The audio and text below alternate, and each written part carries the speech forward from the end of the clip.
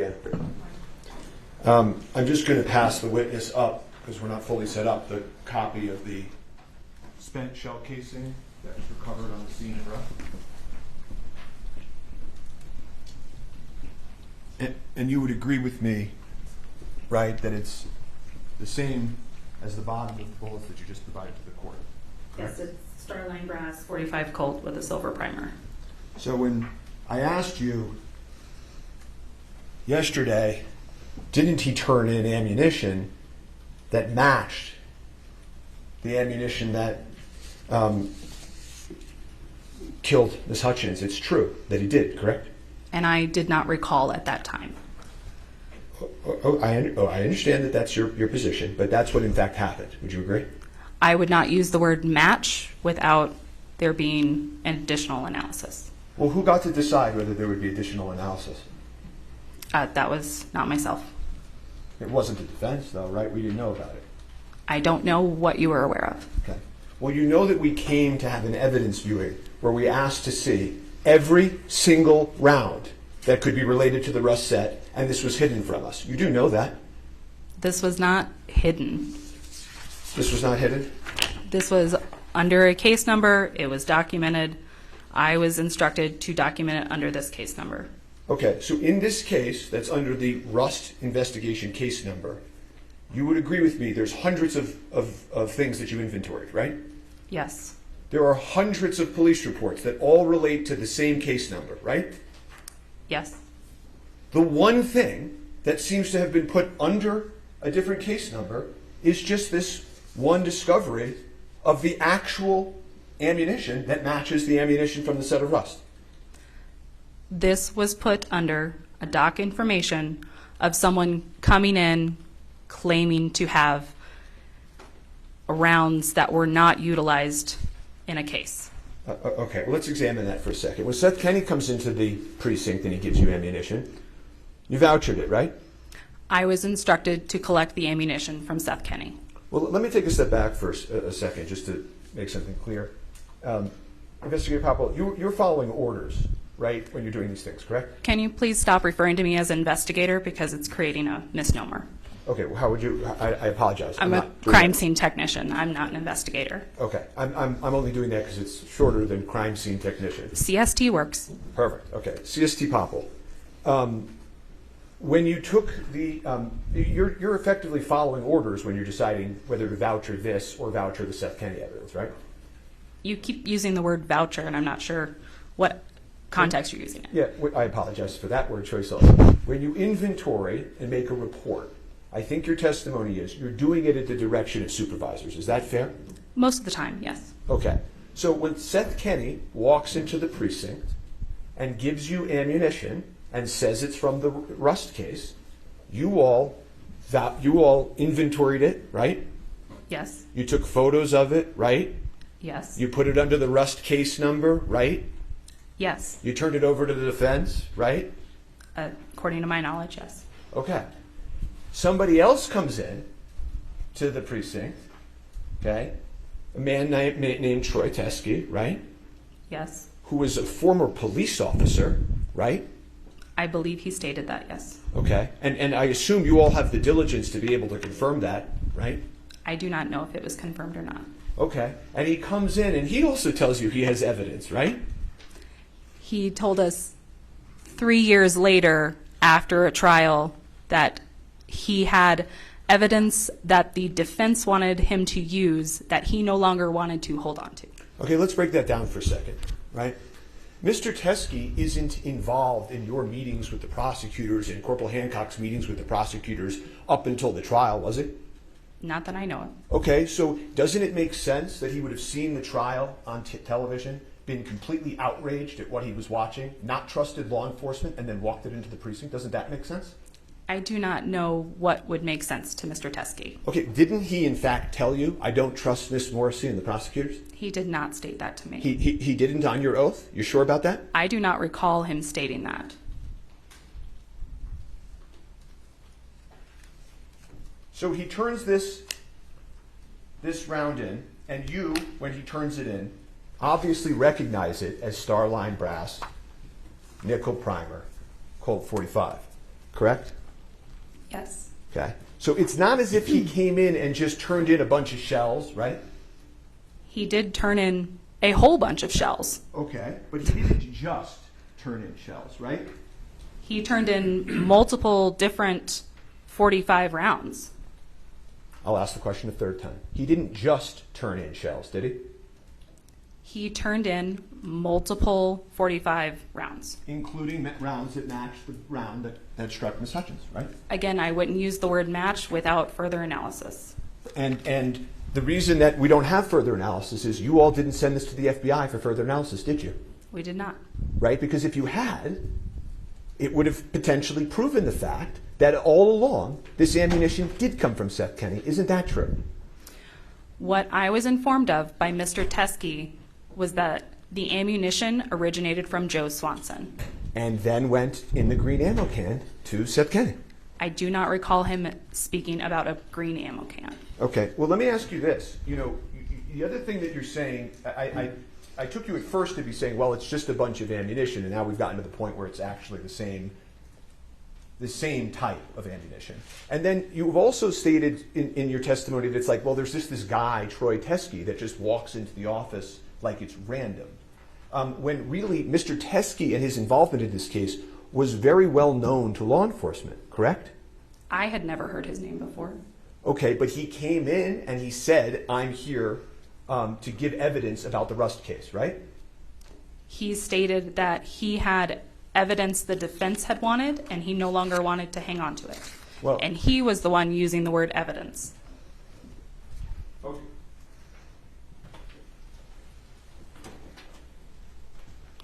You said to him when you met him down at the first floor of the precinct, you were called because you were the person in charge of the evidence, the CST, right?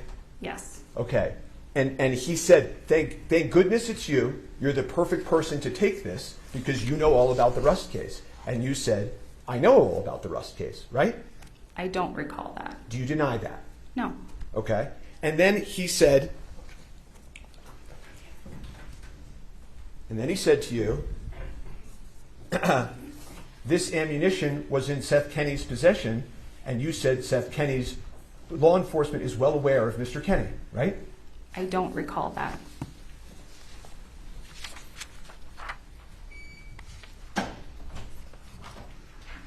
So you take this ammunition on March 6th, right? Yes. The standard operating procedure for the Santa Fe Police Department says you're supposed to make your report within 24 hours, right? Correct. Okay. So tell the court, did you make the report within 24 hours? I'm fairly certain that our SOP is that evidence should be submitted within 24 hours. I'm not certain on when the reports are supposed to be submitted. So do you want to take your answer back? That Yes, you I gave a minute do. ago? I apologize. Yes. Well, we can enter that SOP into evidence. In this case, many times, there are police reports that are done the same day that the incident occurs. Can you agree with that? Yes. Okay. How much longer after this revelation did you do your report? I believe it was. I apologize. I can refer to my report to refresh my memory. Oh, I have a copy.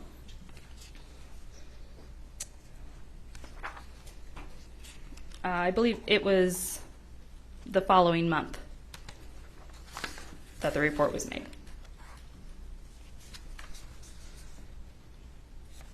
Yeah, it was approximately a month later, right? Yes. Okay. What happened during that month? CST Poppell. To be fairly honest, I went out of town to visit my dying mother.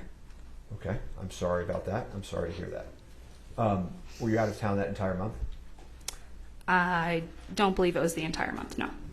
Okay. Who was involved in the word choice in this report? Myself? You didn't have any input? Because this doesn't look like the same language you use in the other reports. Well, on a normal basis, I don't have conversations with people involved in cases. Uh-huh. But there was also other officers there that were aware of this. Corporal Hancock was aware of this, correct? She was notified about it, yes. Okay, and so was your supervisor who was there with you, correct? Yes. So you're not telling me and this court that you had no input at all in the drafting of this document, are you? It was reviewed by my supervisor. I don't believe any corrections were made to it or requested by him. You know, it's just, there's a funny sentence in it. It says, it's a sentence I've never seen in a police report. You tell me if you've ever seen this in a police report in your entire career. It says, it should be noted that this is not actual evidence from the death investigation collected by SO detectives. You are not reading my section of the report. You're reading what was written by Lieutenant Brian Brandel. Ah, I was going to say, it doesn't look like you're writing. So the lieutenant writes in, thank you for clarifying that. I just got this report, as you know, right? The lieutenant writes in, it should be noted that this is not actual evidence from the death investigation collected by SFSO detectives. Did I read that right? I believe so, yes. Okay. In your career, going back to when you were at CST in Florida, all the way through the present, have you ever seen such a sentence in a police report in your entire career? Not that exact sentence, no. Yeah, me neither.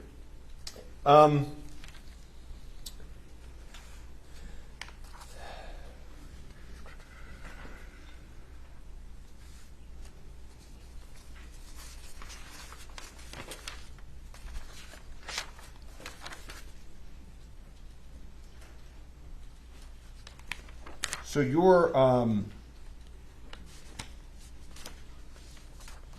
if you could just look at this report for a second and help clarify for me which parts of this you filled out versus the lieutenant. The section that starts at the top with my name. Well, let's just go page by page. That would be page 5.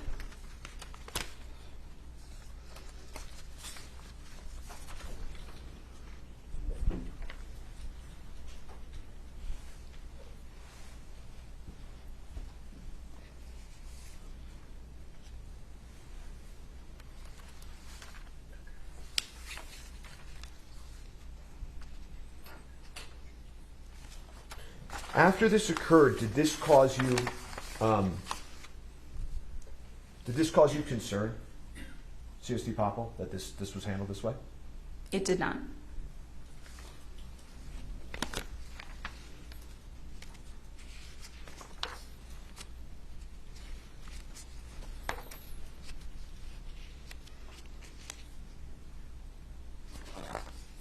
And as I asked you yesterday, you actually said when you were meeting with Mr. Teske, this is the ammunition that we've been looking for from the Rust set, didn't you? I don't recall stating that. But you're not denying that. I'm not denying that. So, I don't know whether the most critical evidence in this case is the gun that was sent off to be destroyed or the round that killed Ms. Hutchins. It probably is the round that killed Ms. Hutchins. Would you agree with that those are probably the two most important pieces of evidence in this entire case? I'm sorry. Can you please restate your Sure. long question? Sure. Would you agree with me that the two most critical items in this case from an evidentiary perspective were probably the firearm in question and the live ammunition that struck Ms. Hutchins, right? I would say the firearm and the live ammunition from the set. Okay. And so the firearm, which we've had hearings, discussions about, was ultimately broken beyond repair by law enforcement, right? Was broken by the FBI lab. Yes. Okay. And the report that was issued by the experts for the prosecution about that firearm and whether or not it had been modified before was buried also by the prosecutors, correct? I do not know about that report. Okay, and then we can turn to this second most critical piece of evidence in this case. And this was also buried by law enforcement, correct? No. No, it wasn't. Okay. Were you in the precinct when the evidence viewing occurred with the defense? I think you said yesterday that your partner or your colleague dealt with the evidence viewing. Yes, my colleague and Detective Hancock, I believe, were there. But you didn't, nobody asked you to take this vouchered, sealed evidence out and show it to the defense, correct? When the request was made, I believe they couldn't quite narrow down everything that they wanted to view. There was quite a bit.